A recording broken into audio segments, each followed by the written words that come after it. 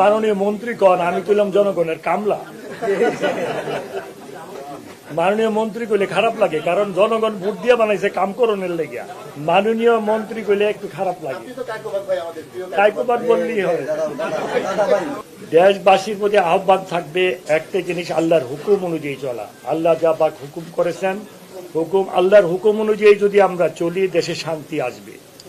আল্লাহর হুকুমের বাইরে চললে দেশে কখনো শান্তি আসবে না। আমার বিশ্বাস আমাদের মাননীয় প্রধানমন্ত্রীর নেতৃত্বে আমরা সেই সমস্ত কালাবাজারিদেরকে বঙ্গোপসাগরে ছুড়ে ফেলবো ইনশাআল্লাহ।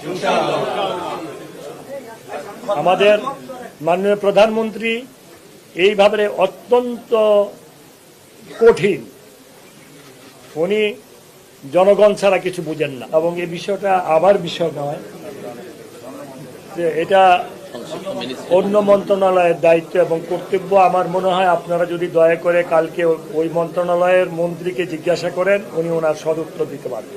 আসলে আপনারা যে মাননীয় মন্ত্রী কন আমি কইলাম জনগণের কামলা। মাননীয় মন্ত্রী কইলে খারাপ লাগে, কারণ জনগণ ভোট দিয়ে বানাইছে কাম করণের লেগিয়া। আর মাননীয় প্রধানমন্ত্রী আমাকে নিয়োগ দিয়েছে জনগণের কামলা হিসাবে তাদের কাজ করার জন্য। মাননীয় মন্ত্রী কইলে একটু খারাপ লাগে, কাইকোবাদ বললেই হয়। বাংলাদেশে আকাশে পবিত্র মাহে রমজানের চাঁদ দেখা গিয়েছে, আলহামদুলিল্লাহ। আপনাদের কাছে একটা আহ্বান জানাই আপনাদের মাধ্যমে, আপনারা যদি দয়া করে আমার আহ্বানটাকে একটু গ্রহণ করেন। বাংলাদেশের মুসলমান ভাই বোনেরা, এই রমজান মাস অত্যন্ত পবিত্র মাস।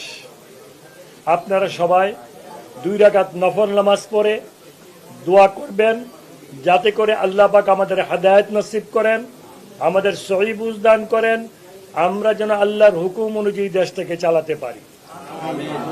আপনাদেরকে অনেক ধন্যবাদ।